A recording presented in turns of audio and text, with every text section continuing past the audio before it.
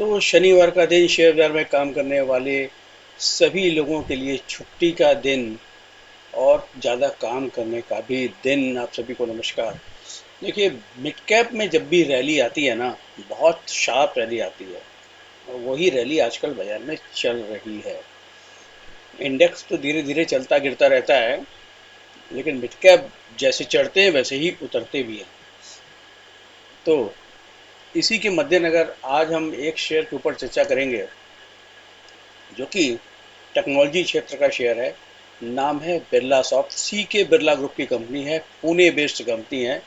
काफ़ी ज़्यादा धूम मचा चुकी है 31 मार्च से लेके अभी तक, यानी कि 31 अगस्त तक। अप्रैल, मई, जून, जुलाई, अगस्त 5 महीने में 111% का रिटर्न दे चुकी है, यानी कि डबल से ज़्यादा शेयर का भाव हो चुका है। आज पड़ताल करेंगे इस शेयर के अंदर क्या चल रहा है, कैसे है फंडामेंटल, और क्या ये भाव जस्टिफाई है, और डेटा कैसा बोल रहा है, कहीं ये शेयर टॉपिंग आउट के सिग्नल तो नहीं दे रहा। इन सारी बातों की करेंगे पड़ताल। तो बने रहिए इस वीडियो में हमारे साथ। देखिए, स्क्रीन पे बिरला सॉफ्ट का चार्ट आपके सामने आ गया है। चार्ट देख करके तो कहीं से कहीं आपको नजर नहीं आएगा कि इस शेयर में कोई टॉपिंग आउट के सिग्नल आ रहे हैं। Lower top, lower, higher top, higher bottom, higher top, higher bottom बनाता ही चला जा रहा है, बताता ही चला जा रहा है। और ये वाली जो लाइन है, इसका जो 9 दिनों का जो एक्सपोनेंशियल मूविंग एवरेज है, उसको भी तोड़ने की बात नहीं कर रहा, जो कि 493 रुपये का एक्सपोनेंशियल मूविंग एवरेज है 9 दिनों का। इसको तोड़ने की बात दूर दूर तक नहीं कर रहा। शेयर क्लोज हुआ 528 रुपये 35 पैसे पे कल वाले ट्रेडिंग सेशन में। तो ये तो बात हो गई इसके चार्ट की। चार्ट लग रहा है बहुत ही सॉलिड। अब हम देखते हैं इसके थोड़े से फंडामेंटल्स को। देखिए, फंडामेंटल से पहले कि कंपनी क्या करती है। कंपनी कंप्यूटर प्रोग्रामिंग का काम करती है, कंसल्टेंसी करती है एंड रिलेटेड एक्टिविटीज़ में शामिल है। Software development services, IT consulting वगैरह इसके काम है। और बैंकिंग एंड फाइनेंशियल सर्विसेज में और इंश्योरेंस में इनका मेन काम होता है। लाइफ साइंसेज सर्विसेज में भी काम करते हैं। Energy resources and utilities and manufacturing में भी ये काम करते हैं। पूना बेस्ड कंपनी है, 10,000 से ज़्यादा प्रोफेशनल्स इनके यहाँ काम करते हैं। कंपनी अभी स्टॉक ट्रेड कर रहा है 41.8 के पीई पे। प्राइस है 528। ये तो सब आप सामने देख ही रहे हैं। आप कहोगे यार ये तो क्या बता रहे हो, तो हमें भी मालूम है। अब देखते हैं कि इसका जो पीई जो चल रहा है वो इसके हिस्टोरिकल पीई से कहाँ पे चल रहा है। 41.8 का जो पीई है, ये भाई साहब इसका लाइफ टाइम हाई का पीई है। जब आईटी बूम आया हुआ था ना, तब भी 2020-21 में जो आईटी बूम आया था, वहाँ पे भी उसको ये पीई नहीं मिल रहा था। 37-38 का पीई इसको मिला करता था मैक्सिमम, मैक्स टू मैक्स। हालांकि ऑन एवरेज अगर देखोगे तो वही मिलता था 30 के आसपास का, लेकिन आज इसको 41.8 का पीई मिल रहा है। अच्छा, ये बात हो गई। अब इसके अलावा देखते हैं कि प्रोज एंड कॉन्स क्या है। प्रोज के अंदर डेट फ्री कंपनी है और डिविडेंड अच्छा देती है। हेल्दी डिविडेंड पे आउट है 28.8% का। इसके अलावा कॉन्स में कुछ भी नहीं है। प्रमोटर्स, अब इनका देखते हैं क्वार्टरली रिजल्ट्स। देखिए, क्वार्टरली रिजल्ट्स में अगर देखा जाए तो इनके जो मार्जिन्स दिसंबर क्वार्टर में गिर गए थे, केवल 1% का रह गया था, वहाँ से बढ़ के 14% हुए मार्च वाले क्वार्टर में और 15% हुए जून वाले क्वार्टर में। हालांकि इससे पहले पिछले साल मार्च में इनके 16% भी होते थे और 17% भी होते थे मार्जिन। तो मार्जिन फ्रंट पे इन्होंने काम अच्छा कर लिया है, लेकिन ऐसा भी नहीं है कि बहुत ज़्यादा कुछ खास कर लिया हो। ठीक है जी। ईपीएस निकाला है इन्होंने 5 रुपए का, और जो कि अभी जो जून 2020 से हाईएस्ट एवर है। जून 2020 से इतना बड़ा ईपीएस इन्होंने कभी नहीं निकाला। 4 रुपये 75 पैसे का मार्च 2022 में निकाला था। ठीक है, ये वाली बात हो गई। अब शेयर होल्डिंग पैटर्न्स को देख लेते हैं। शेयर होल्डिंग पैटर्न्स के अंदर अगर देखा जाए तो प्रोमोटर्स की जो होल्डिंग है वो थोड़ी सी 0.05% कम हुई है। हालांकि 48 अगर यहाँ से देखा जाए तो 48 से 41.3 हो गई है। प्रोमोटर्स ने अपनी होल्डिंग सितंबर 2022 के बाद थोड़ी थोड़ी कम कर रहे हैं। ये डीआईआई की होल्डिंग स्लाइटली बढ़ गई है और एफआईआई की होल्डिंग जो है वो स्लाइटली घट गई है। तो डीआईआई ने अच्छा इंटरेस्ट दिखाया है। देखिए, डीआईआई जब इंटरेस्ट अच्छा दिखाता है तो इसका मतलब ये है कि कंपनी में कुछ है। डीआईआई ठीक से अपनी कंपनियों को असेस कर पाते हैं, मेरा ये मानना है, एफआईआई के कंपैरिजन में। ऐसा मेरा मानना है, कुछ ज़रूरी नहीं है, कई बार एफआईआई भी ज़्यादा अच्छी असेस कर लेते हैं। तो एफआईआई की होल्डिंग कम हुई है और डीआईआई की होल्डिंग बढ़ी है। पब्लिक की होल्डिंग भी कम हुई है। ये तो बात हमने कर ली इसके फंडामेंटल्स की। अब एक और चीज़ देखेंगे कि मैनेजमेंट क्या बोल रहा था जब इन्होंने अपना क्वार्टरली रिजल्ट पेश किया।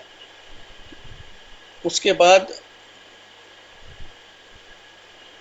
देखिए, डील विंस की बात की कर रहे हैं। डील विंस इनकी सब नॉर्मल नज़र आ रही हैं, कोई बहुत बड़ी डील विंस भी नहीं नज़र आ रही हैं और कोई बहुत छोटी भी नज़र नहीं आ रही हैं। तो ठीक है, डील विंस इनकी वैसी ही हैं जैसे और आईटी कंपनी में स्लाइटली बेटर हो सकती है। अब इनकी ऑपरेटिंग हाईलाइट के बारे में जो मैनेजमेंट बोल रहा है, तो digital and cloud up 16.4% year on year basis पे। Top client led growth during the quarter. Revenue from top 5 client, top 5, top 10 and top 20 clients grows 12.2, 8.9 and 4.6%। तो ये इनका मैनेजमेंट जो कहना चाह रहा था।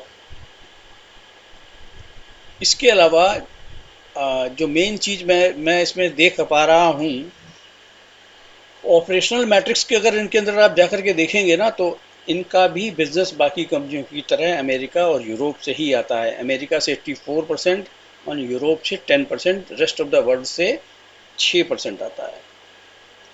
अब इंडस्ट्री वर्टिकल में देखेंगे तो मैन्युफैक्चरिंग में 40% है, बीएफएसआई में 20% है, एनर्जी यूटिलिटी में 14.3% है, लाइफ साइंसेज सर्विसेज में 24% है। तो एक ये रीज़न हो सकता है क्योंकि इनका फाइनेंशियल्स में, बैंकिंग एंड फाइनेंशियल सर्विसेज में एक्सपोजर कंपैरेटिवली थोड़ा कम है, जो कि बड़ी आईटी कंपनी में शायद थोड़ा ज़्यादा होता है।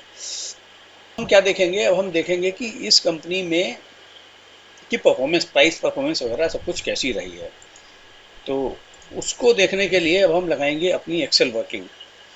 देखिए, ये कंपनी पिछले 2 वीक में 14.5% उछल चुकी है। पिछले 2 वीक का जो लो था 448 का था, वहाँ से उछल करके 531 का हाई बना चुकी है, बनाया है, और 528 रुपये पे कल ये बंद हुई है। तो अपने हाई के आसपास ही है। प्राइस की परफॉर्मेंस 14.5% ऑलरेडी आ चुकी है। प्राइस की रेंज 531 और 448, ये ध्यान रखिएगा, आगे के एनालिसिस में ये काम आएगा। अच्छा, अब ये हमारे रडार पे एनालिसिस के लिए क्यों आया, क्योंकि हम क्या ढूंढ रहे थे, हम ढूंढ ये रहे थे कि कौन से शेयर ऐसे हैं जो कि एफ&ओ सेगमेंट में हैं और काफ़ी चल चुके हैं, अब शायद वो टॉपिंग आउट का सिग्नल दे रहे हैं। तो हमने क्या किया कि जिनके रिटर्न ज़्यादा थे उनको लगा लिया। फिर देखा कि भाई अब इसमें डिलीवरी कब उठी थी, हाई डिलीवरी वाली बात कब हुई थी, और अब हाल फिलहाल प्राइस के साथ साथ डिलीवरी का एक्शन कैसा रहा। तो ये उस जाल में फंस गया और ये आया हमारे रडार पे। देखिए, 18/8 के बाद, कल जो तारीख क्लोज हुई है 1 सितंबर, यानी 2 वीक में, पिछले 14 दिनों में इसके अंदर एक भी बार नॉर्मल की 1.5 गुनी डिलीवरी नहीं उठाई गई। नोट कीजिएगा, एक भी बार नॉर्मल की 1.5 गुनी डिलीवरी नहीं उठाई गई और प्राइस चल गया 14.2%। तो प्राइस तो चल रहा है लेकिन माल उतना नहीं उठ रहा। तो उसका डेटा भी मैं आपके सामने अब लगाऊंगा। अब आपको देखना है स्क्रीन पे। स्क्रीन पे आपको नज़र आ रहा है डेट वाइज। इस कॉलम में आ रहा है प्राइस एक्शन, कितना प्राइस बढ़ा, और इस कॉलम में आ रहा है कि कितनी डिलीवरी उठाई गई। देखिए, 21 तारीख को शेयर का प्राइस बढ़ा था 2%, डिलीवरी उठाई गई मात्र 38%। 22 तारीख को प्राइस बढ़ा था 0.8%, डिलीवरी उठाई गई थी 87%। अच्छा, नॉर्मल की 87%, मतलब रोज अगर एवरेज 100 डिलीवरी उठाई जा रही है तो 87 डिलीवरी उठाई गई। अच्छा, इसके बाद 23 तारीख को रहा फ्लैट, डिलीवरी उठाई गई मात्र 29%। 24 तारीख को 2% प्राइस एक्शन हो गया, प्राइस मूव कर गया, लेकिन डिलीवरी उठाई गई 62%। 25 तारीख को भी 2% चढ़ गया प्राइस, लेकिन डिलीवरी उठाई गई मात्र 62%। 28 तारीख को प्राइस रहा फ्लैट, डिलीवरी उठी 35%। 29 तारीख को 1.8% प्राइस चढ़ा और डिलीवरी उठी नॉर्मल। 30 तारीख को प्राइस रहा फ्लैट और डिलीवरी उठी 37% केवल। 31 तारीख को 3.3% प्राइस उछल गया, डिलीवरी उठी 137%। 1 तारीख को यानी कि कल प्राइस तो चढ़ गया 3.7%, बट डिलीवरी उठी नॉर्मल, जितनी एवरेज डिलीवरी आती है उतनी ही उठी। अब हम कुछ और देखेंगे, जितने में भी तसल्ली नहीं हो रही। अब हम कुछ और देखेंगे। अब चलते हैं दोबारा से इसके चार्ट पे। अभी जो 31 तारीख को 3:15 वाली कैंडल को देखिए आप, सबसे बड़े वॉल्यूम के साथ यहीं पे काम हुआ है। डिलीवरी, इसका बार देखिए आप, सबसे बड़ा बार बना है। और जो ये हैवी वॉल्यूम वॉल्यूम दिखाई दे रहा है ना 31 तारीख का, मोस्टली वॉल्यूम इसी में हुआ है, यानी कि ऊपरी लेवल पे बड़े प्यार से 3:15 पे माल छोड़ा गया है। 5 रुपए इस कैंडल की बात करें अगर केवल, तो 509 रुपए पे ओपन हुआ था ये, और 509 रुपए पे ही बंद हुआ, हाई बनाया 511 का। 511 और 508 रुपए के बीच में काफी माल छोड़ दिया गया। अब आप कल की बात करें, कल करीब 100 नॉर्मल डिलीवरी उठी है। कल तो पहली कैंडल में ही पहली बार ये नीचे बार बन गया था, उसके बाद में थोड़ी यहाँ थोड़ी बाइंग आई, आखिरी कैंडल में फिर माल छोड़ दिया गया। तो अब जब प्राइस में मूवमेंट आ रहा है, 14.5% 2 वीक में चढ़ गया, लेकिन डिलीवरी में मूवमेंट नहीं आ रहा, तो इसका मतलब क्या लग रहा है? तो इसका मतलब ये लग रहा, अच्छा, ओवर प्राइस्ड ऑलरेडी है। ये ओवर प्राइस इसलिए है क्योंकि भाई पी के हिसाब से देखो तो इतना पी इसको लाइफ में कभी नहीं मिला। भाव के हिसाब से नहीं, पी के हिसाब से इतना पी इसको लाइफ में कभी नहीं मिला। एक और चीज़ देखेंगे, लगे हाथ RSI भी देख लो। RSI ओवरबॉट है ही। RSI इस समय 78 पे चल रहा है, ओवरबॉट है ही है। तो ये है।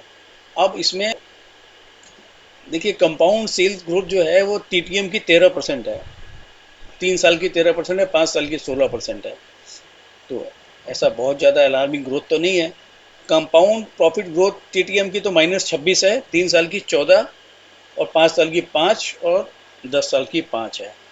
स्टॉक प्राइस का क्या अगर देखोगे तो इससे, इस ग्रोथ से कहीं ज़्यादा है। 1 साल में 65%, 3 साल में 47%, 5 साल में 23% और 10 साल में 20%। तो ये तो यहाँ से भी थोड़ा सा ओवर प्राइस नजर आ रहा है हिस्ट्री से। तो किसी का प्राइस उसकी हिस्ट्री से तो चेक करोगे, हिस्ट्री से और ग्रोथ से तो चेक करोगे आप। तो ये बात हो गई। तो इन चीज़ों को देखते हुए अब एक चीज़ और देखेंगे हम, इसकी ऑप्शन चेन को भी देखते हैं लगे यार, इसके ऑप्शन चेन में कैसा डेटा बना। क्योंकि 530 पे काम कर रहा है। 530 की कॉल साइड में राइटिंग हुई है सबसे ज़्यादा, राइटिंग साइड में ओपन इंटरेस्ट सबसे ज़्यादा है, यानी कि 530 से ऊपर बढ़ना और आगे भी राइटिंग है। पुट राइटिंग है इसकी 520 पे, लेकिन इससे भी मज़े की बात यह है कि 500 की स्ट्राइक प्राइस पे 395 का ओपन इंटरेस्ट खड़ा हुआ है, जो कि सरेंडर करके राजी नहीं है। उसको 500 वाली कॉल जैसे राइट की है ना, वो अभी भी खड़ा हुआ है। उसको शायद उम्मीद है कि इसका पैसा बनेगा इसके अंदर। और पुट साइड में भी 500 की स्ट्राइक प्राइस पे ही सबसे ज़्यादा बड़ा ओपन इंटरेस्ट है। तो और उसके बाद पुट साइड में जो इंटरेस्ट है 480 के प्राइस पे है। तो अब इसको देख करके भी ऊपर जाने के चांसेस इसमें बनते नजर नहीं आ रहे हैं। तो उस हिसाब से देखा जाए तो सारे ही पैरामीटर्स पे, हालांकि आप इसका चार्ट अगर देखेंगे ना, चार्ट अगर देखेंगे, डेली चार्ट मैं फिर से एक बार लगा देता हूँ। डेली चार्ट में आपको ये चीज़ बिल्कुल पकड़ में नहीं आएगी कि ये टॉपिंग आउट के सिग्नल दे रहा है, लेकिन बाकी चीज़ों को देखते हुए ये टॉपिंग आउट के सिग्नल इसमें नज़र आ रहे हैं। देखिए, प्राइस यूँ तो प्राइस और भी उछल सकता है, उछल जाएगा तो मैं ही क्या कर लूँगा अब। लेकिन अब आप पकड़ते कैसे, अंदाज़ा कैसे लगाते हैं? अंदाज़ा लगाते हैं डेटा को और सारी चीज़ों को रिलेट करके। तो सारी चीज़ों को रिलेट करने के बाद इसमें अब लग रहा है कि ये टॉप आउट जल्दी ही हो जाएगा और हो सकता है कि ये जो 531 रुपए का जो प्राइस है यही टॉप आउट का प्राइस हो। न्यूज़ देख लेते हैं, न्यूज़ क्या रही इसके अंदर। न्यूज़ कुछ भी नहीं है। इंडियाज बिरलास ऑफ राइस और नोमुरा's positive growth view.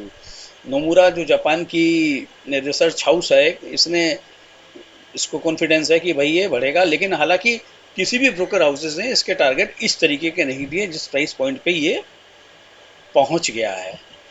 Birla soft से लगी ये एनालिसिस आपको कैसी लगी? डिस्क्लोजर डिस्क्लेमर कि भाई देखो, मेरे पास बिरला सॉफ्ट में कोई पोजीशन नहीं है।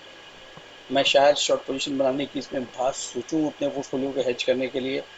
मेरे पास किसी भी तरीके की कोई पोजीशन नहीं है और आपके लिए भी ये सिर्फ ऑब्जर्वेशन शेयरिंग है, किसी तरीके की कोई रिकमेंडेशन नहीं है। आप अगर इसमें हाथ डालें खरीदने में या बेचने में, अपने रिस्क और रिस्पॉन्सिबिलिटी पे ही डालें। हमने जो ऑब्जर्व किया उसको एनालाइज करें अपने तरीके से, उसको एज इट इज़ मानने की बिल्कुल भी ज़रूरत नहीं है। चैनल को नहीं सब्सक्राइब किया है तो सब्सक्राइब कर लीजिए, कुछ ना कुछ हम परोसते रहते हैं आपके लिए। और वीडियो को लाइक एंड शेयर भी कर लीजिए पसंद आई हो तो। Thank you very much.